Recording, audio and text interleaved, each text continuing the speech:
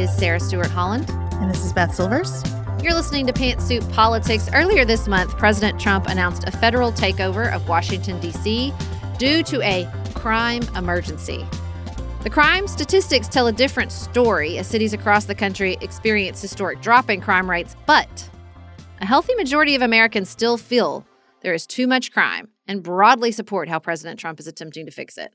So we wanted to talk about all of that today before we turn, as we always do, to what's on our mind outside of politics, which is the engagement of one Taylor Allison Swift to Travis Michael Kelce. Before we get started, it is a last call here for our summer Substack sale. Our Substack community did not have to wait for our thoughts on TNT and have been breathlessly discussing it with us in the comments for days. So if you would like to subscribe for that type of immediate access, take advantage of this sale. Go to Pantsuit Politics on Substack. You've got just days left to save 15% on your annual subscription. We'll have all the links for you to do that in the show notes. Up next, let's talk about crime.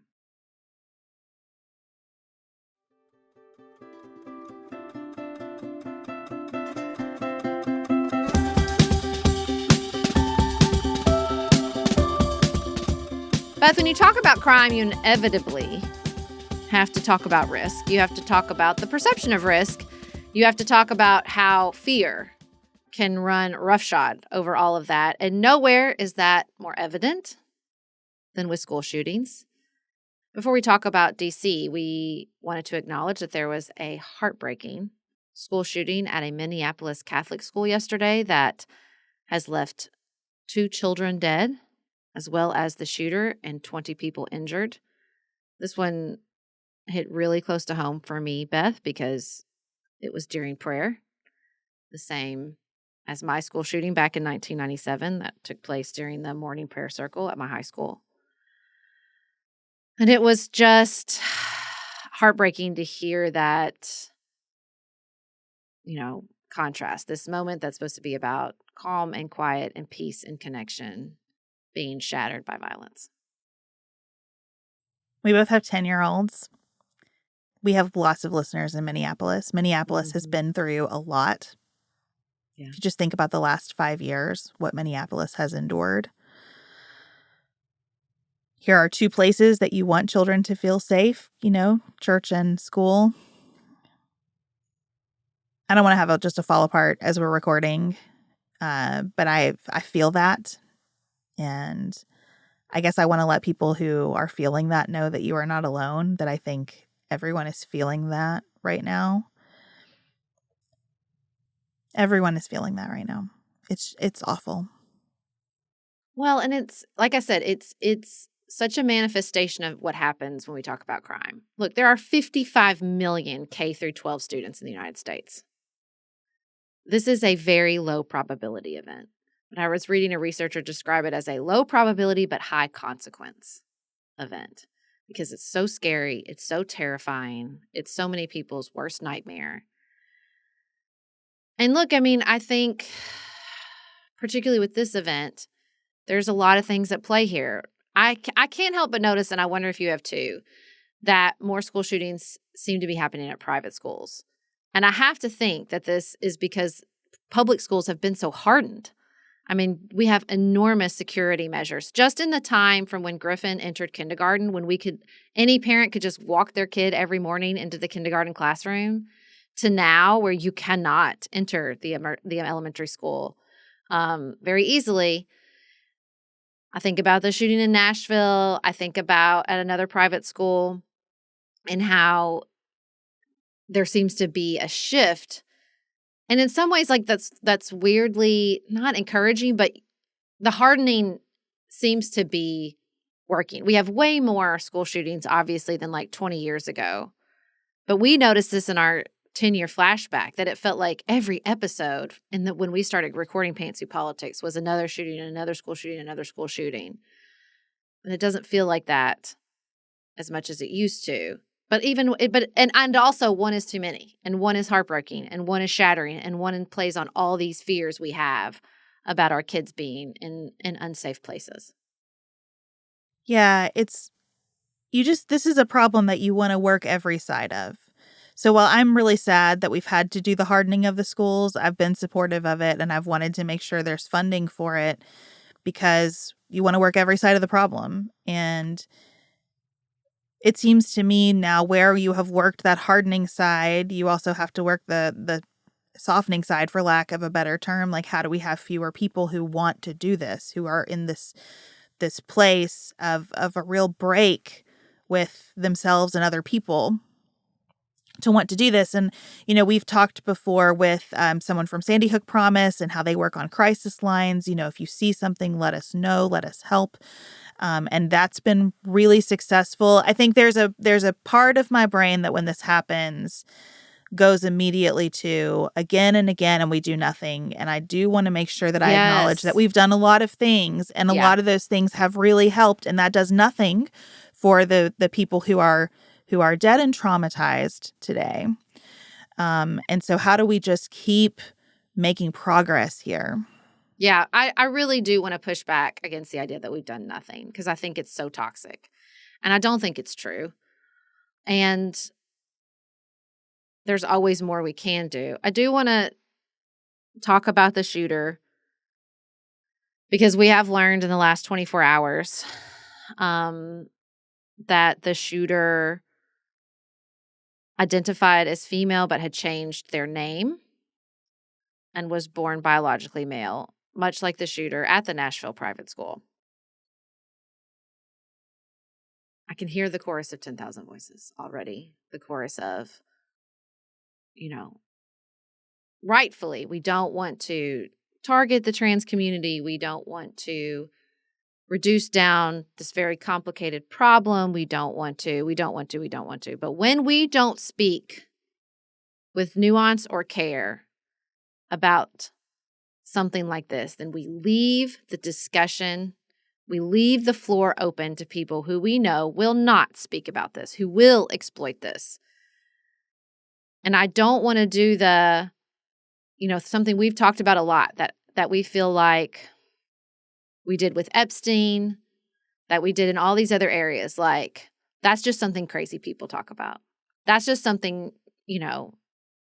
Nazis point out. Exploitative. Exploitative. Like, we don't want to do that. And I think it matters that this is the second shooter that was trans. I think it matters, not because I think trans people are inherently violent, but because I think we have to unpack that, and we can't just shove it away. It doesn't do anything positive for anyone involved here, including the trans community, to not reckon with this reality. For my part, when I look at the dimensions of school shooting, what I keep coming back to is this idea of the shooters feeling a real break with themselves and other people. And I try to think about how to describe that without getting into tropes or easy answers or answers that are so complicated that you can't do anything about them. So I just try to think about it as like, this is a person who for a huge variety of reasons could have had some kind of break with themselves and other people. And for me, I have thought a lot about how to deal with the widespread use of policy to tell transgender people in this country that they don't belong. Mm-hmm. I've thought a lot about this. It is important to me to talk about it and to acknowledge it for what it is. It is simultaneously important to me to not talk about it as though it is permanent or fully representative of society, because I see in my communities, in my faith community, a real embrace of transgender people, mm-hmm. as our beloved people who are here to be with us, deserving of all the dignity and rights and respect and celebration as anyone else. And it is important to me to make sure to express myself in that way and to say, this isn't the last day. Do not be despairing. Know that you are loved and cared about. because I worry about how smooth the path is from America hates you Yep. to the kind of break that causes people. I mean, you just see that over and over, right? School shooters feel like they don't belong. Mm-hmm. And so I think that, the best personal contribution I can make is to always counter any message about threats and policy and truly bad laws with a "but you belong" message. And I believe that more people feel that than don't. Yeah. I had such concerns about the language that surrounded so many of these really terrible laws. They were terrible laws. They were targeted. They were terrible. But when you look at a community and say, they're trying to kill you, they don't care if you die, that is dangerous. Human beings don't deal well with that type of threatening language. And I would have conversations with my own son about this in the moment. He was like, well, what are you supposed to say?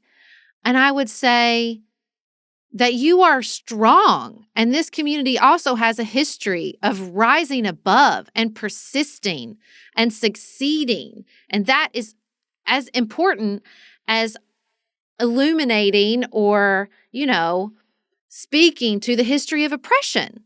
Like, it cannot just be. You cannot, especially young people, you cannot just look at young people and say, they don't care if you die. Like, I just think that is kindling. I had such concerns about that, the way we would speak at the time, and I think, look,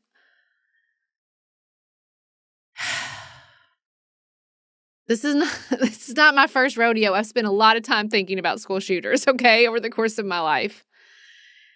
And I think this is relevant to the knots we twist ourselves in for crime in general, which is there is a psychological default. I do not think it is a character flaw. I think it is just a psychological default that so many people find themselves in. It's the in-group, it's the out-group. This is my group, I'm going to protect them. You're a threat to my group. You are less than human because you are evil, because you are violent, because you are dangerous, because you are, XYZ, a teenage boy, a young Black man, a trans person, whatever the case may be. Like, it's just we decide you're a threat. And because you're a threat, you're no longer human. You don't belong. I have to protect myself and my people, and that means you have got to go. And I think it is so increasingly hard in our high-stakes political environment to short-circuit that psychological default. And I think when you talk about low probability but high consequence events, it gets even harder. And I don't have an easy answer. It is the work of my entire life to say, I am inextricably tied up with the victims of my school shooting as I am with the shooter in my school shooting. And they are all human beings. And when we don't fight that every second of every day, it's just not a fun fight, but it is. It's just so easy to let in that siren song of, yeah, but they're the worst. Yeah, but they're, and it doesn't play out in ways we think we're saying that the legislators are the worst and they're evil and they're less than human because they don't care about kids. But that virus doesn't always spread in ways we can predict. When we let it in, but they're stupid, but they're the worst, but all the evidence points to that they're actually evil. We don't get to contain it. It spreads. That spreads. And I feel like it has spread. I feel like we thought we were naming the actual evil people, but what we were doing was introducing, opening the door, letting down our guard, however you want to put it, that that siren song of, yeah, but they deserve what they get. And you can't control it once it's there. It spreads like wildfire. And the kindling is so seductive in so many situations. I don't have any answers either. And when I talk about how I'm talking about something, I'm mindful that also a lot of people are listening to what I'm saying, and I have no idea who they are or what they're going to do with it. Mm-hmm. That's one reason that I am just becoming more and more concerned about putting more of our kids' relationships online. Anytime you talk about phones at schools or social media, if you're coming down hard on it, one reaction is that we shouldn't cut kids off from information, which is not what I'm talking about. I think information is good. But I think teaching kids that primarily their relationships are online is bad and harmful. And another reaction, a fair one, is that a lot of kids who don't find community in person find it online. And I hear that. I also really worry about it. I worry about the ways in which online culture can reinforce a sense that you don't belong in your real life community. I mean, I guess where I land is I just want to beg everybody to just attack this problem through a sense of belonging. If you are a legislator thinking about some bill that tells people they don't belong here, don't do it because it's not safe. Just prioritize this and say, right now what I'm worried about is safety, and that means I need more kids to feel like they belong at school. I need more young adults to leave their schools feeling like they belonged there. I need more people to look at their community and think I belong here, because people who think they don't belong are dangerous. Okay, so just prioritize that over whatever else you think. And if you are an activist for the rights of a group, prioritize telling that group you belong, you belong, you belong all day. And it doesn't matter if some stupid law that's being introduced makes you feel like you don't. That's wrong. You do. And just how can we all of us say we are going to care right now about more kids and adults, all of us just feeling like you belong in your community. And that is, to me, like the really important work of pushing back against the worst of this administration. Because the worst of this administration, to me, are all the efforts to deliberately say, we are sorting right now. Mm-hmm. We are sorting people. And I don't want to sort people in resistance to that sorting either. Just how do we, in every way, put our arms around each other and say, we got lots of differences and lots of things to figure out, but we all belong here as we do it. Of course, the hard reality is that this event will support the narrative that we are in a crime emergency. Yeah. Which takes us to the situation in D.C. So on August 11th, the president announced a federal takeover of the D.C. police, citing a crime emergency. I was struck, Beth, by someone pointed out his language in this moment at this press conference was so similar to the language he used way back in the day when he was like taking out ads against the Central Park Five. Like, it's roving bands, wild, it was just like the language was the same. So this is clearly a long time pursuit. And it's like when you touch on stuff with him, like the tariff, something he's thought was a solution for the long time, and now he has the power to do what he's always thought we should do. This is what you get. I think that's what's always been potent about him. I think when people say that he's authentic, this is what they mean, that he has held a certain set of beliefs, counterfactuals and evolution and progress be damned. Like he believes what he believes. He thinks these are the right problems, these are the right solutions, and he keeps speaking into them. And he is not alone in a lot of those beliefs that he has calcified around whatever the evidence of today says. So he ordered the deployment of 800 D.C. National Guard troops who he has direct control over, as opposed to, other states' National Guards. Although Republican governors from Mississippi, Louisiana, Tennessee are sending some of their states' National Guard troops to D.C., they initially named the head of the DEA, Terry Cole, as an emergency police commissioner. That has since been struck down in court.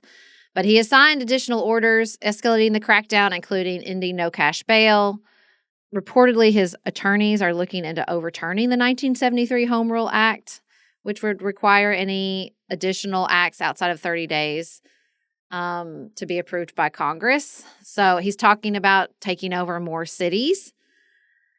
So this is something that he, again, has been thinking about for a long time. I think it's important not to get caught up, though, in just his view of this and his sort of notions, because I do want to push back against the idea that, like, this is just him play acting. Like, he just wants to play act to just distract from Jeffrey Epstein, and this is all for show.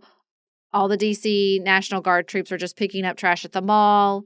Like, I do think there are, some of our listeners reported incidences of seeing National Guard troops just in very safe areas, but that's not the only places that they are. They are in high crime neighborhoods. CBS News did a pretty comprehensive analysis of the crime data, which shows that violent crime is down and that they are in a lot of areas that have, lots of violent crimes, lots of carjackings, lots of property crimes. So they're not just at the mall. They are in some of these other places. I was thinking about, in connection with the awful school shooting, about how much Minneapolis has been through. Something that really came through in the messages people sent us about this is how much D.C. has been through. Mm-hmm. It reminded me of a metaphor that Axios put out a few days ago, that Trump wants to turn D.C. into his personal Epcot. Everything looks the way he wants it to look, that he has, kind of his private guard securing it. It feels the way he wants it to feel.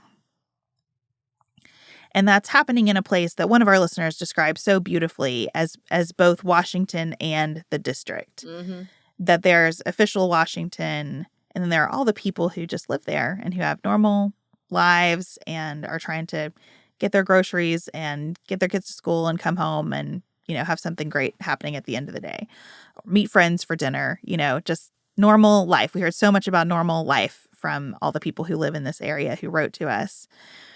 And these people who are just trying to live in the district have seen either someone in their family or someone that they know lose a job recently because of all of the cuts. They get the brunt of everything, right? There is no buffer for them the way there is for me living in Kentucky with a lot of this federal action. There's a little bit of buffer. They have none of that. So they're raw anyway. And to be kind of raw anyway and then have this presence of armed guardsmen, people who are, they are equipped for military action, not to hang out in a neighborhood and make sure everyone is safe. I can see how that would just take that rawness and bring it to a place of desperation, really. I remember once when you and I were walking around the Capitol in Texas, the Capitol building. Yeah, that's what I was just thinking about. And how the police officers there were equipped with the largest guns I have ever seen in my life. Yeah. I mean, I know that the cliche is everything is bigger in Texas, but I did not realize that meant also the guns that they carry around the Capitol. And instead of making me feel safe, it did make me feel very unsafe. It made me feel like, what are the threats here? If this is the nature of weaponry that people need to carry around, I guess, this is kind of a through line in my thinking. I just think people who feel unsafe are. And the culture of intimidation that brings in is hard. And it's also different from an increased police presence, which does help often prevent crime, right? Crime is often a problem of neglect. And so two things are true at once, that an increased presence in neglected places probably will lower crime, especially violent crime. And this is raising pressure and stakes in a way that I think is counterproductive. I just think this is such an extreme manifestation of everything right now. I totally thought of the Texas example. The other place I've seen this? Europe, a place that's supposed to be, and usually is, much safer than America. But if you go to Europe, I remember the first time I went to Europe, and I think we were at a train station or something like that, and the police officers walk around with fully loaded machine guns, and you're like, well, this is weird. So I think I'm just really trying to tease apart my lived experience and my knee-jerk reactions from the reality. Like, I lived in D.C. for almost 5 years. It is a place very close to my heart. It was a place I often felt very unsafe. And so I was like, okay, how much of this is just people who live in the place expect and accept a certain level of safety or lack thereof? Like, I remember when we moved back to Paducah, we pulled up to an ATM. And this person approached us. And because of living in D.C., Nicholas and I both were like, oh my God, like we panicked, like we freaked out. And the guy just left his card in the ATM. But it was just like we were so trained from being in D.C. to be on your guard, to be hyper aware. And I thought, well, maybe it's just this perception that crime is still such an issue is that so few people are around cities. But I looked this up and I found this, it really caught me off guard. Truly, I was like, holy crap, I did not expect that. It's like 86% of Americans live in or near a major city. So most of us have experience in cities. We understand what it means. Because there's this undercurrent of like, that's because people don't come here, people don't know, people don't accept. But 86% is a lot of Americans who live in or near a city of like 500,000 plus, I think was the barrier. So people do know, and they don't like it. And I don't know or if there is a way for us all to come to like a level of acceptance of how much crime is okay in a major American city.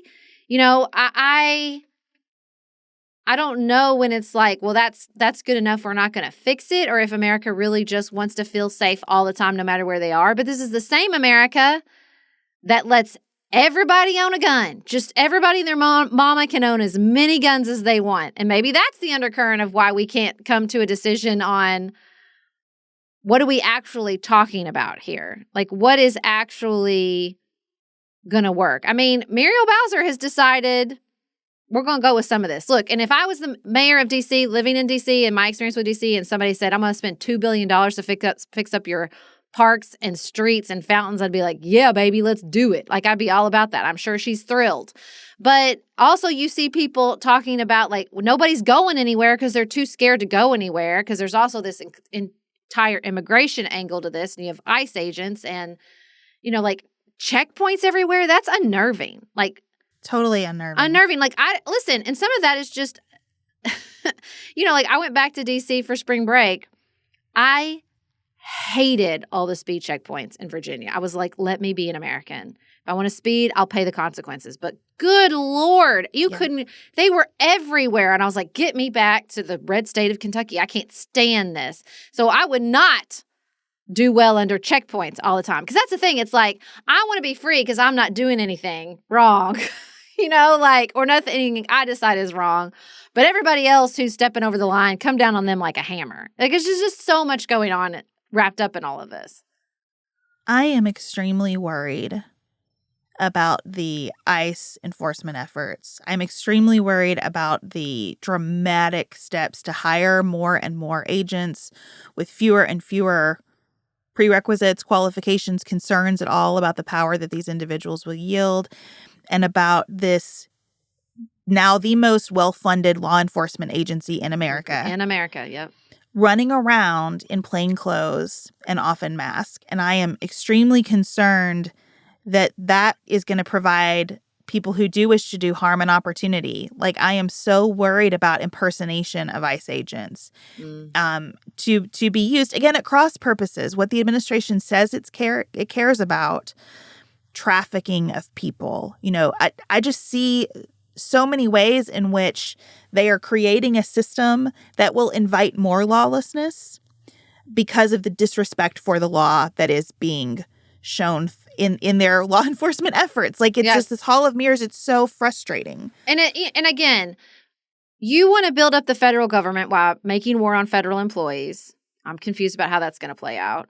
You want to be efficient, but you're taking 2 ICE agents, 2 FBI agents, a National Guard, and a local D.C. police to arrest people for throwing a sandwich. What are we doing? This is not government efficiency if there are 6 law enforcement agencies accompanying the DC police. That is not government efficiency. I mean, the bright spot is grand juries are like, enough. Like, they try to get this one guy for throwing a sandwich and this other woman for, I don't even know what she did, barely anything. And they were like, federal crime, attacking a police officer. And the grand juries were like, no. They took it to a grand jury twice for that one lady. And the grand juries were like, absolutely not. We are not charging this person. And that's rare that a grand jury does not charge because the level of evidence is so low. But this, like, we'll charge you with a felony if you dare step in our way. I'm encouraged that grand juries are like, no, you're not going to weaponize charges against people like this on this level. But they're going to keep trying. And what happens when finally this counterpeg blows and you have federal law enforcement firing weapons on American citizens who are protesting in the streets of their cities? What are we going to do then? That's what I'm worried about. What's the end game here? Let's say that I bought everything that the president is selling about crime in cities. Let's just say that I accept it 100%. No questions, no notes. Agreed, I'm worried about crime too. Do something. Hooray. Are we going to permanently station National Guard troops in these cities? That's a Band-Aid. That doesn't get to any kind of underlying issues. It's not a long-term fix. It's a Band-Aid. You're going to deploy them just indefinitely? Are you just going to keep buying bigger and bigger guns for them to carry around? Are you going to you're going to try to find something worse than the death penalty to threaten? You're going to charge petty theft at the federal level for everything forever to the point where it's going to be hard to actually get indictments returned against people who are guilty because citizens are just saying, this system's corrupt, we're done, we're out. I mean, what is the vision here? A lot of this crime data looks pretty good. It's trending in the right direction. And again, I understand if you're the victim of a crime, you don't care if you're one of fewer victims. Mm-hmm. It's still horrible for you. I totally get that you live your own story, not the data. But the data is looking good because we are using data to say, what is a smart way to approach this problem? Okay, we put 2 police cruisers here between these hours when we get the most 911 calls. We add lights here, So the fact that there is no particularized problem that they're trying to address and that the solution is throw everything at it as aggressively as possible, I don't understand where we're trying to go. Well, let's take a break and talk about that next.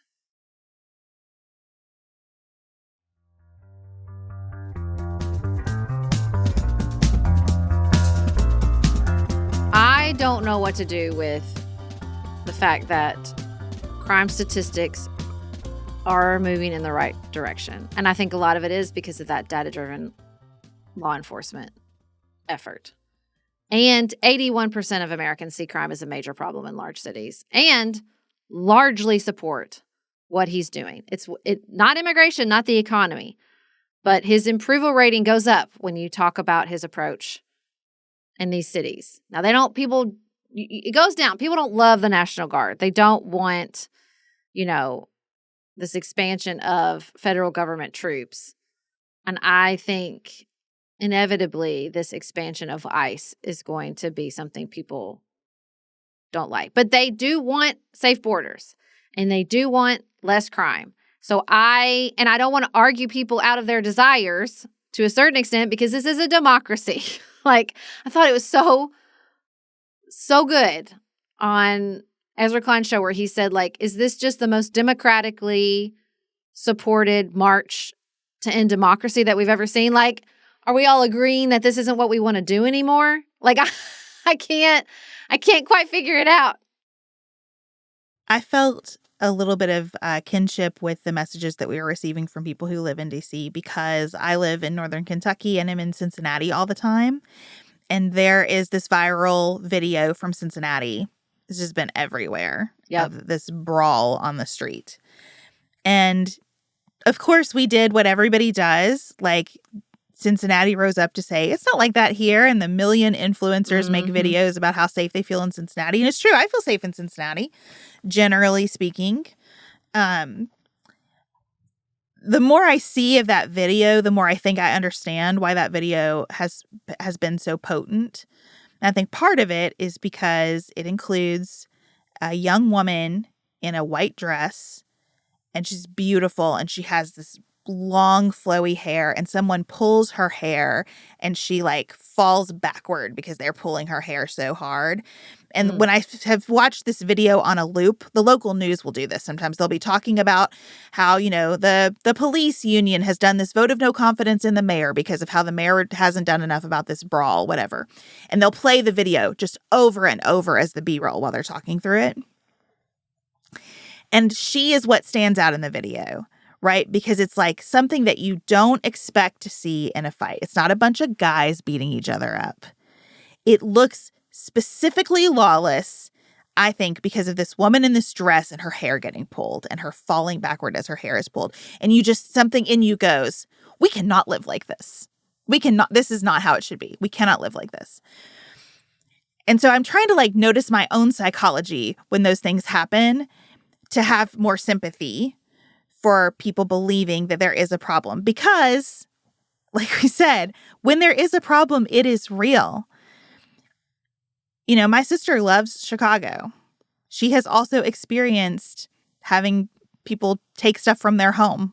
There's been a burglary in her home, right? That's just a hard thing to hold. And you don't want that for anybody. And I think especially those of us who don't live in cities, just think, oh, I'm just so glad I can fall asleep with my garage door up and not worry about it.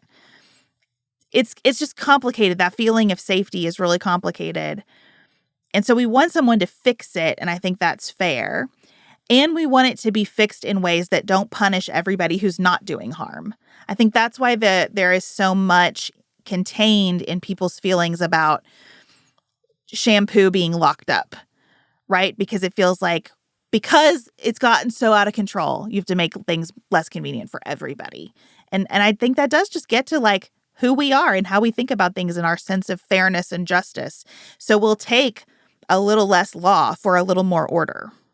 Yeah, I'm really trying to unpack the vibe because I used to be a person who really would, I have a lot of, I don't know how to say this in any weirder of a way. I just have a lot of sympathy for criminals. A lot of empathy, always have, for the incarcerated, for the accused. And so I can really get myself in a place where everybody does something for a reason. But then I have to argue with a 16-year-old who's like, if we gave everybody a house, there wouldn't be crime. And I'm like, baby, that ain't true. That ain't true. Yeah. That's not true. I wish that were true. I wish it were true, but it's not. Yeah.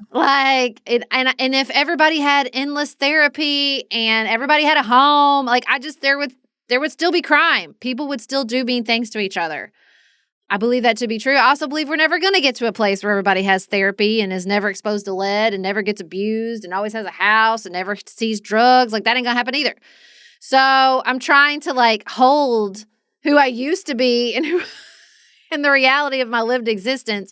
And I do think there's a lot of what I can only describe as vibes going on right now that shows up in that polling that I think is relevant. I think the social media component that these viral crimes go big and they stay around. And listen, I can tell you about all of them because my dad sees them on Fox News and comes home and tells me about them. He was really wrapped up in that. The football player, I think they were twins, and the football player got into it with this other kid, and he got shot and killed on the player. He was 17 years old. Yeah. And that was everywhere. And so they live in your head, right? Because we are negativity biased, because the anecdote, the stronger, more tragic story kind of sticks. Not to mention, we're all obsessed with true crime. I don't turn on my little frame TV with the menu of shows, and there's not a documentary, 2020, FBI files. You may sit here and list them all for 30 minutes because I probably could. Of every crime. I mean, I talked about this at our live show that there's also been the sort of celebrification, I don't know I'm trying to make up a word, but we've turned true crime people into celebrities. They're over there still talking about Casey Anthony on TMZ. They just stay. They stay and they stay and they stay. And also, more crimes go unsolved. It's a huge number of violent crimes that go unsolved. And so that sticks in people's mind. Well, we don't even know who killed that person. We're never going to know. People out there still upset about JonBenet. I would also like to know who killed JonBenet. You know what I'm saying? Like, so I think that those just swim in and they just live in your brain rent free forever. And I think a lot of this sense of like chaos and disorder is I feel like they're not counted in the same way because they don't take place in a city, in a place, in a geography. But this, like the scam and the frauding is just massive all the time. And we've all just sort of absorbed it. And I don't think we have a place to put it. We can't put it on our local police department that we're all getting defrauded, that everybody's losing their life savings, that since we've been recording, have gotten 4 spam calls. Like, I don't think we have any place to put that too. And I think that shows up in the people's concerns about crime. And this just really pisses me off about the administration, that they are putting the guys with guns in the streets, taking National Guards members away from their families for this, while they are dismantling the cybercrime agencies, like the expertise in our federal government. I know everybody wants to be mad at experts right now, but the people who actually could help with the scams and who could figure out where are these coming from. I mean, connected to the school shooting, so many colleges right now and so many police departments are wasting time and scaring everyone to death because of hoax shootings, right? Yeah. They're getting these calls from some company that is like selling these swatting events. And they hear bullets in the background and they lock everything down, and it takes forever to make sure that nothing's happening here. The federal government has to get involved at that level. That is not something that state and local police can manage. And so while they are spending oodles and gobs of money on ICE, that is happening every day and getting persistently worse and infecting everyone's lives in a real way. And the guys with guns can't do anything about that. Well, and I don't know how that plays out. Like, I know it does not work for Democrats to use statistics and experts to argue people out of their emotions. I don't know how far Trump and his administration can use emotions to argue people out of their lived experience. Yeah. Like, how long before... And imagery. And imagery, like... Well, and I think it's... Everyone I know has a story now about an immigrant they know who was doing absolutely nothing except for contributing to their community that's been detained. So that's spreading. Yep. So how long before would people say, no, that's not what I meant?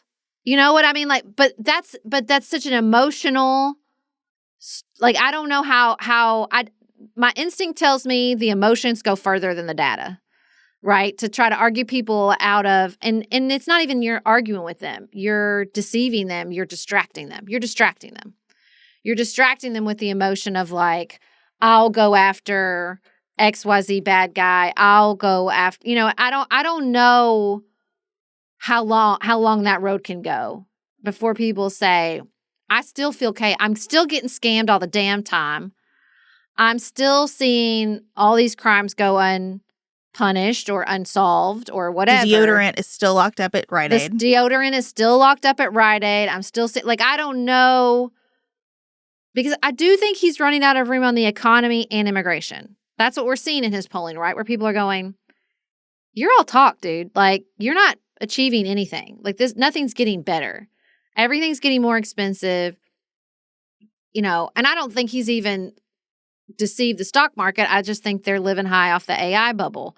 So, like, I think it could happen. I think it could happen that people go, it's not better. I still feel this chaos. You've just, you have National Guards in every city in the United States, and my grandma just still got scammed out of her life savings, and I still just saw a viral beatdown in another place in America. So what are we doing here?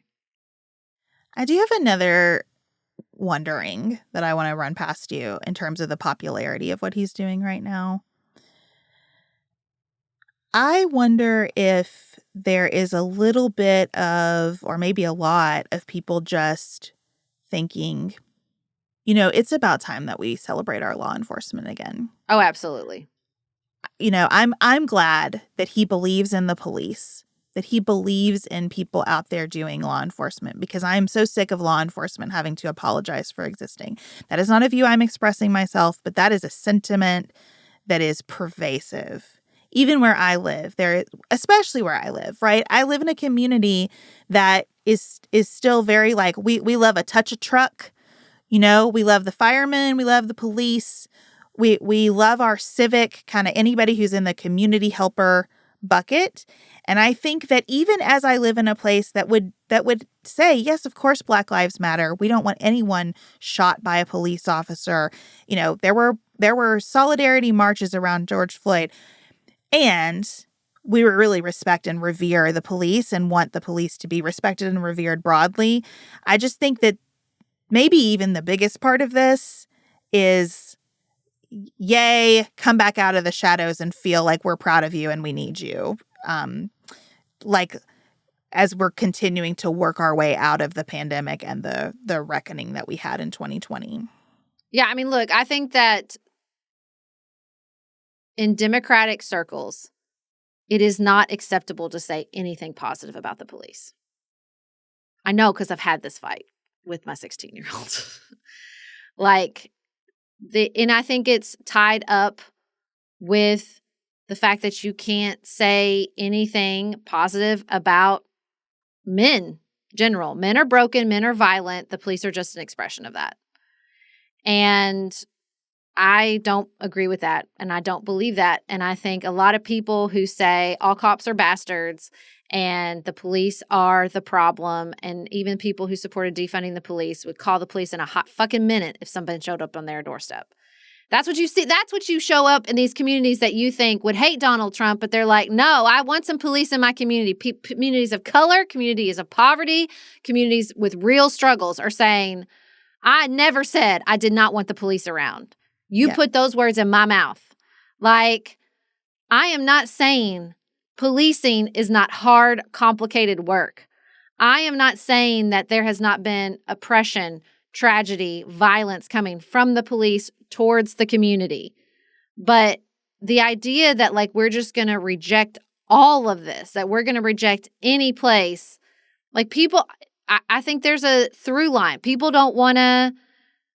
Because here's the thing, if I say we're done with the police because of what they've put out in the world, we're done with churches because of the abuses within the churches, we're done with America because it's this colonizing, racist superpower, then people just go, how long till you're done with me? Where does this road lead? You were done with me in the process of making your list. Yes, right? Somewhere in that. I'm somewhere in that list. I'm somewhere in that list. And I absolutely think because don't forget the military, put the military on that list too. And so, I just think that we have got to find a way to critique without discarding. We have got to find a way to articulate leadership that improves without making things irredeemable. And I think the police is part of that. And you can see the way people twist themselves in knots when it's like a female police officer or a police officer of color. Then, oh no, what do we do then? I talked about this on our Spicy More to Say. The mayor of Chicago twisted himself in knots just saying, not wanting to answer plainly. Mad credit to Muriel Bowser, who's like, no, more police on the streets helps. Again, what's the end game? We can't keep the National Guard picking up trash in perpetuity, but more policing does decrease crime. It just does. And so, but he wouldn't answer that. The mayor of Chicago, Joe and Mika were like, would more policing help reduce the crime? No, more affordable housing would reduce crime. Dude, don't do that.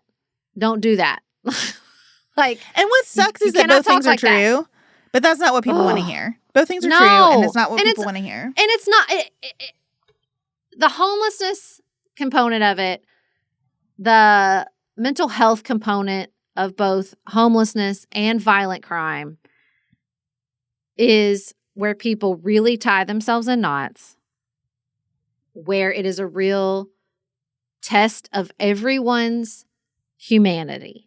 It's really, really hard. Like I've thought a lot about homelessness because I think that what people are reacting to is not, because I absolutely think that contributes to this sense of chaos and this sense of disorder. And I just think like a lot of what people are reacting to is the moral injury of having to see someone suffer on the streets. It's not that people are rejecting the humanity of the homeless. It's that you're putting them in a position, I feel it myself, of saying, I recognize their humanity and I feel powerless to help them. I feel powerless to help them. And you're just making me look that in the face day after day after day. Like I think so much of crime is an exercise in powerlessness. Like, what am I going to do? I think are the complicated conversations we have around police, around people we're asking to face their own powerlessness, to take on the risk that terrifies the rest of us, is complicated too. Like these are deep psychological issues, really, really deep, hard emotions around fear, around control, around empathy. And I don't think an easy solution is at play here, but I do think that we need some solutions because I'm even tired of hearing leaders in big cities tell me it's complicated. I'm tired of it. I don't want to hear that anymore. Don't tell me it's complicated again. That's your job. Your job is to address the hard, complicated issues. So start trying. And here's the really frustrating thing. They are doing it. They are doing it even though it's complicated. It is your job as a leader to know that a problem is complicated. Right. And to deal with all that complexity and then come out to the public and say, here's what we're doing. That is the adjustment. Don't come out to the public and say how hard it is. Know how hard it is in your office and come out to the public and say, these are the things that we're doing right now. We are prioritizing putting cruisers in areas where we see a spike in 911 calls. We are hardening the schools. Just come out and tell your thing because you don't need to be paralyzed by the complexity and you don't need to tell the public that nothing can be done. That is false. That is false that nothing can be done. It is false that nothing is being done. And it leaves this room for somebody who has cheap answers and brute force. Actually, I shouldn't say cheap answers. This is the most expensive approach we could possibly be taking to any of these situations. But there is an opening, a runway, because the public cannot handle, let me explain how complex it is. There is runway for him to come in and say, it's not complicated at all. We are going to scare the bad people off of doing bad things. Well, okay. I think we fixed it. Here's what I need from primarily Democratic leadership in these big cities. I don't want you to lie to people. Okay, I'm not asking you to say it's simple, we'll fix it. I understand. Everybody gets it. Every adult on planet Earth knows that issues are often bigger and more complicated than they first appear, right? I think you just need to lead with the short-term fixes before you move into the systemic solutions. And I think it became acceptable, preferable, like the path in Democratic politics. And listen, some of this might be coming off Obama and his always cerebral answers, which I loved. I'm not mad about it. But like, I think there is some taste for, here's what we realize is sort of the longer term thing we need to be working on. These are the systemic issues we need to be working on. But for today, we're just going to put out more cruisers. We're not asking you to put it on, like, just to let it simmer with us for the next decade until we sort it out. Right now, this is what we're doing. Right now, we're going to do some of this stuff that we know won't address the systemic stuff, but it will address the acute things that everybody's talking about right now. Donald Trump is king of the acute, okay? And I'm not saying that's always the answer, but you need a little acute. You got to keep people's attention. You got to say, I heard you. I heard you. We talked about on the spicy, the Cracker Barrel. The Cracker Barrel is, I heard you. We're going to do something right now because I heard you. And we'll keep working on it long term. But we're going to do something right now as well. I agree with that. I think when you think about different approaches, Mayor Bowser in D.C. is in a totally different situation than other mayors because of the power that the federal government does have over D.C. So while I understand we heard a lot of frustration from listeners with her, I totally understand their frustration, and I totally understand her believing the best thing I can do is not make enemies and figure out a way through this. I think it's rough. It's rough. Yeah. On the more national, how does this play level, I think you're right about those mayors touting what they are doing that works. I think they should talk about the wastefulness of this approach, how expensive it is. You know, we have been seeing progress with smarter, not harder. And so this is what we're trying to work on. I think the care that they need to exercise, because, you know, I think we're in a lot of these national, like, branding pickles right now because Democrats do not want to demonize people, especially people who are in desperate situations or people who have historically been marginalized or whatever it is, because Democrats don't want to demonize people. The nation has heard Democrats as demonizing law enforcement. Like, they picked a side and they picked the criminals. And that is really unfair, but it does not matter. That is where we are. And so you got to find a way in responding to this to not demonize law enforcement. And that is extremely hard because of what's happening with ICE. Extremely hard. So I think the approach of, like, we welcome more police in our community. Don't take people away from their families from other states to come here. Just give us the budget. We have police officers who'd be happy to work more. We would love to recruit more officers. We would love to expand their training and get more people on the street all the time. Just give us the money to do that. We can handle it here in our city if you will get out of our way and give us back some of the funding you just cut, whatever it is. Like, I think if you can talk about the National Guard with respect in this process, that's really important to helping people see that Donald Trump has given a caricatured view of who Democrats are, not who they really are. I keep thinking of the Tolstoy quote, all happy families are alike. Each unhappy family is unhappy in its own way. It's a little bit like crime, right? You know, like, we all know what we want. But the crimes that disrupt it are all so unique. Each criminal act, you know, there are statistics, there are patterns that matter, but there is this, because we're fundamentally talking about human behavior, this sort of terminal uniqueness you can get locked into, especially per city. Every city's different, you know? Chicago is not New York. New York is not LA. Y'all been there? They're different, you know? Like, and also, like, the homelessness issue and the people underneath the overpasses feels pretty similar. Well, and so can I just interrupt you real quick to say, too, that another, like, frequent left-wing response to this is to look at places like Amarillo, Texas, like places where there is a lot of crime, but that don't get mentioned in the list of big cities because they are red places. But that's the point. Like, crime arises in a lot of different situations in unique ways. I'm sorry to interrupt you. I just wanted to make sure we talked about that. Yeah. Well, yeah, that's always the highest crime rate is actually Birmingham, Alabama, blah, blah, blah. Yeah.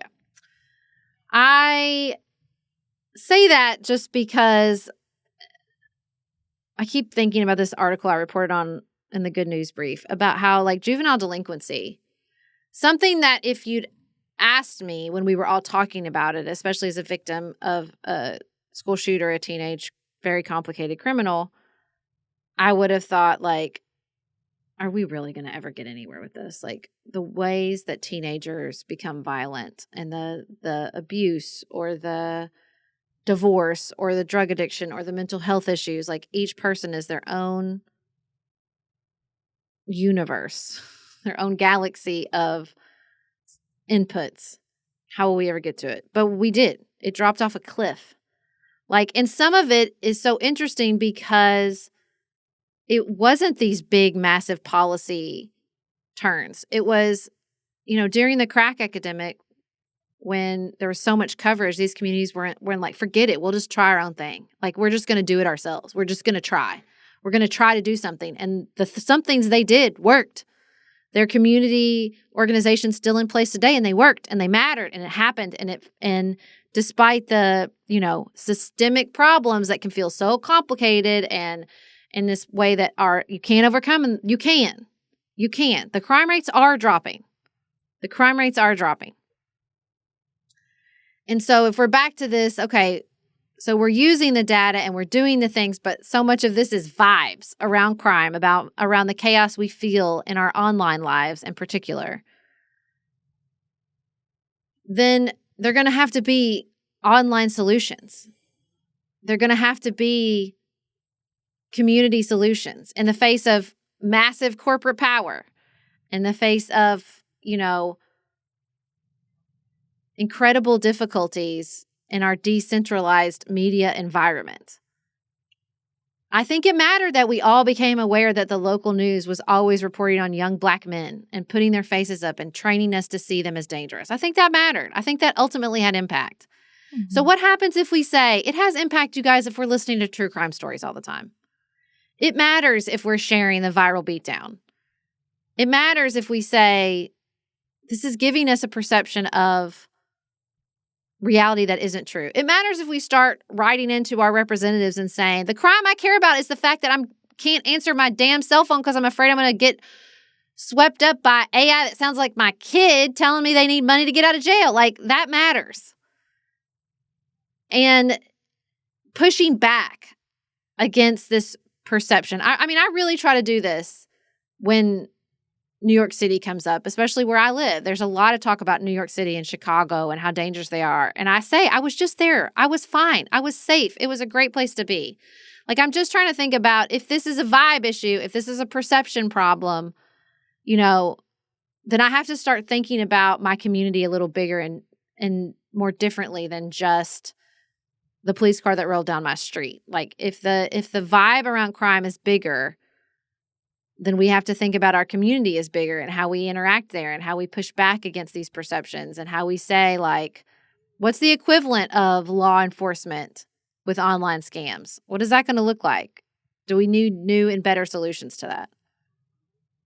Yeah, and I would just say, I want to echo that constitutionally and pragmatically, crime is localized.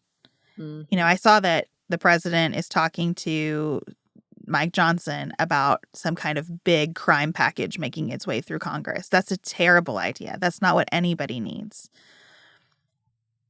Crime is localized. The coverage of it needs to be localized with care for the community, not just sensationalism. Care for the community, and the legal rubric and the solutions deployed need to be localized as well.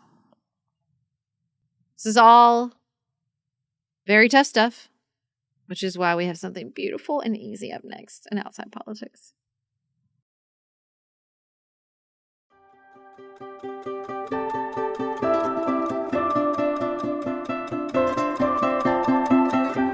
But I don't know if you heard this, but Taylor Swift got engaged.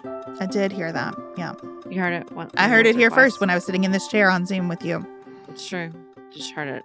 I mean, then we talked about it for about 5 minutes, and then I just didn't do anything about it again. I didn't pay attention at all. I didn't share approximately 200 memes. You went hard at this. Piece at online content on Instagram, saved in a highlight on my Instagram profile if you should be interested. I have it for you. I could not let it go. All day I was like, and I chose it. I was like, this is not a hijacking of my attention. This is what I'm going to do today.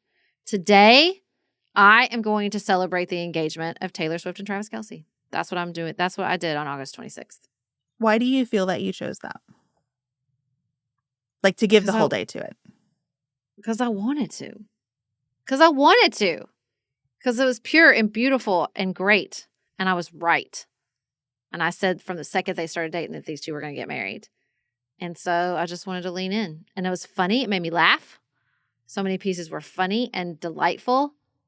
And like everybody was in it with me.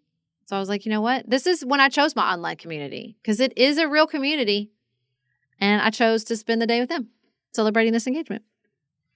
Not in my real life. I think it was very exciting. I have really been enjoying, I'm not all the way through this episode yet, but I've been enjoying hearing Nathan Hubbard and Nora Princiotti talk about this on every single album, because I especially enjoy thinking through what will this mean for her music. And they've done a really nice job talking about like what will this mean for her music and for her sort of positioning in general. Like, what factors did these two have to think about in announcing this? I'll tell you the effect that this has had on me.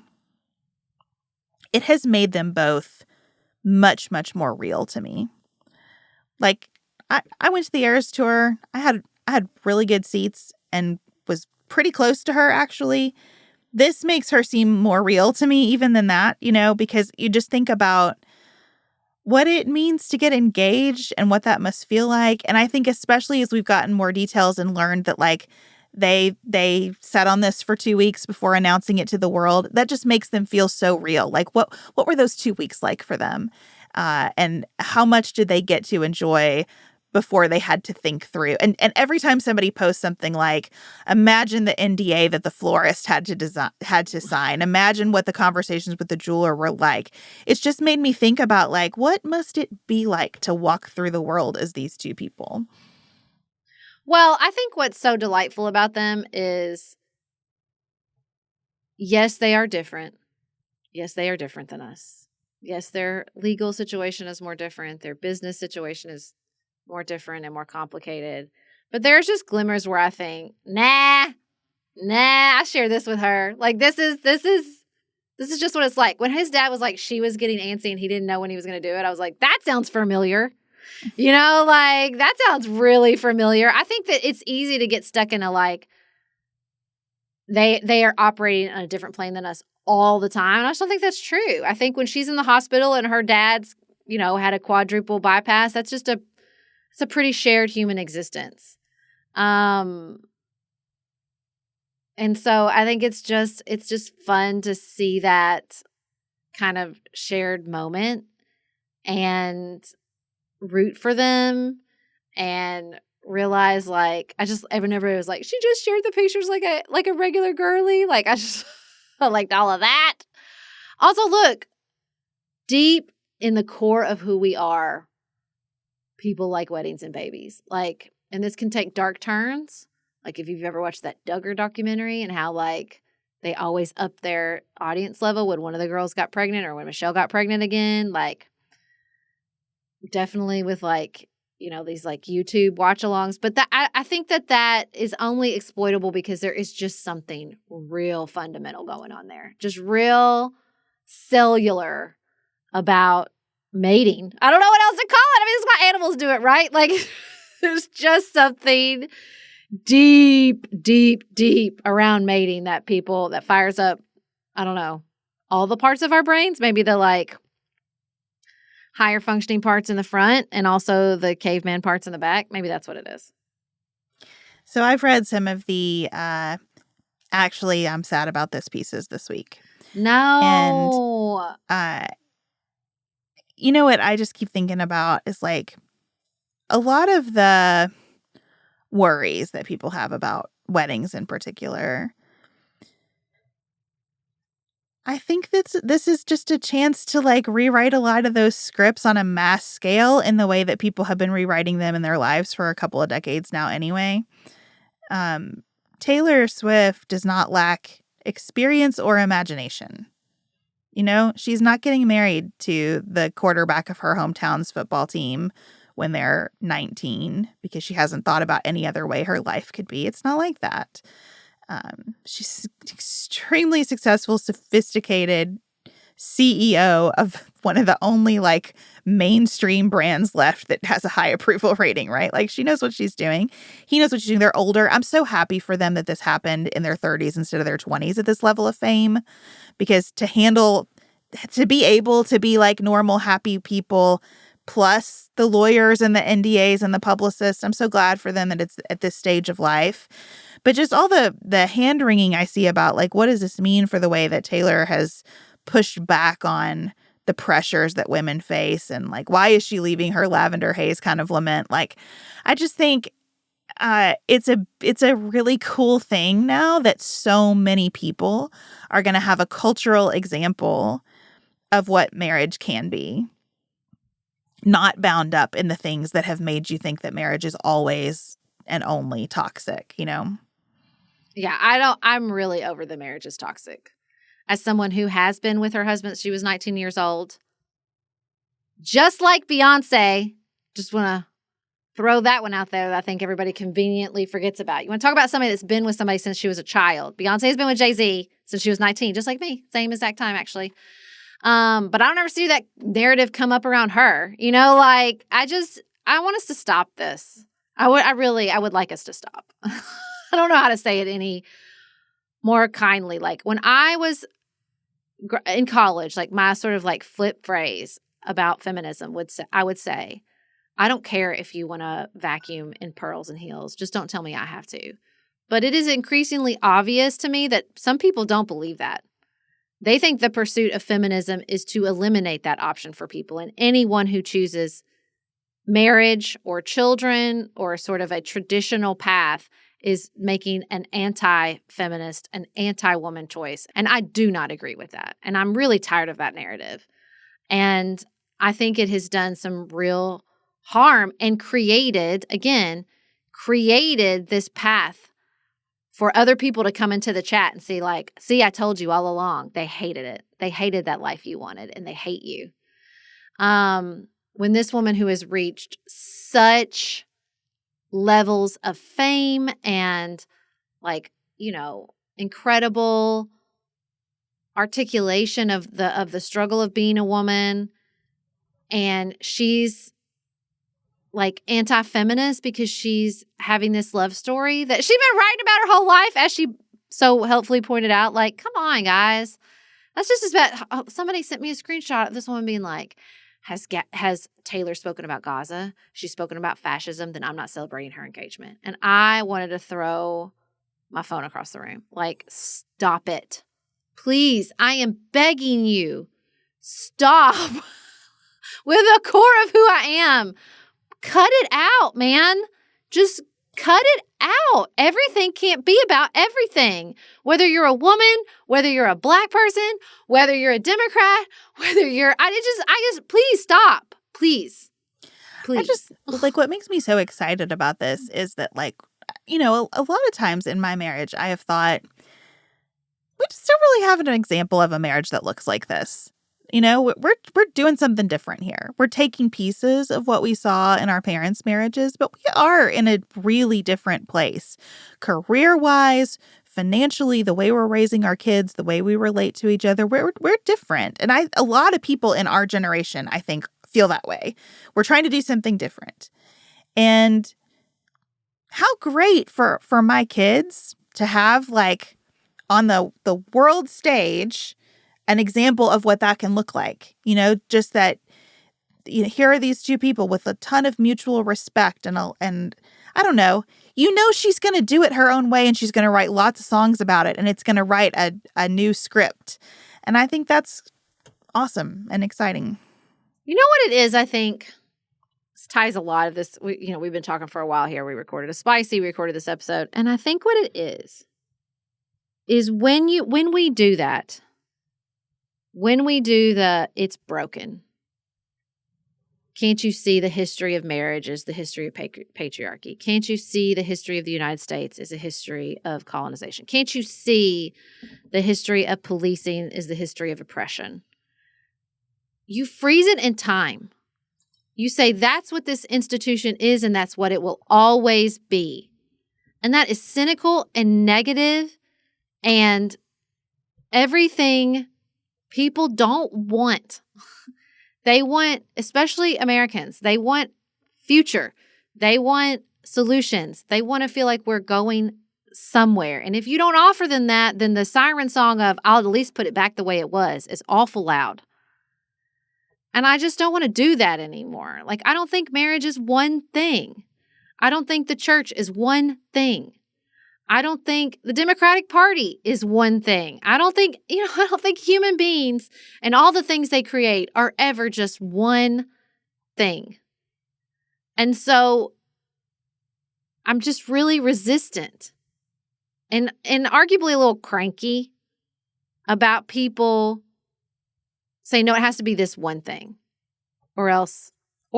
That's what it is, right? It has to be this one thing or else. And so I just, if you if you're not happy for Taylor Swift or you don't give a shit about our engagement, I don't care. Great. But like, don't bring that. Not only is it, I don't care, but the fact that you care makes you stupid. In other words, you will pull this American royal wedding out of my cold, dead hands. Is what I'm trying to say here, Beth. I want it televised. I'm not trying to. I'm not taking anything from you. I want it televised. I want to be there. I want to watch. And if it's not televised, I want 3,000 pictures and videos and details. I want it all. Okay. Got that off my chest. Congratulations to the happy couple, though, for real. Yeah, congratulations. I'm really happy for them. To these two people who I definitely knew were going to get married from the second I saw them out in public together. I'm happy for their families, too. They all seem so happy, and I think that's wonderful. Great. All right. Thank you so much for listening today. This is your final chance. That 15% off Substack subscription deal expires on August 31st. So you only have till Sunday to hit that link in the show notes. We will be back in your ears next Wednesday because of the Labor Day holiday. Until then, have the best holiday weekend available to you.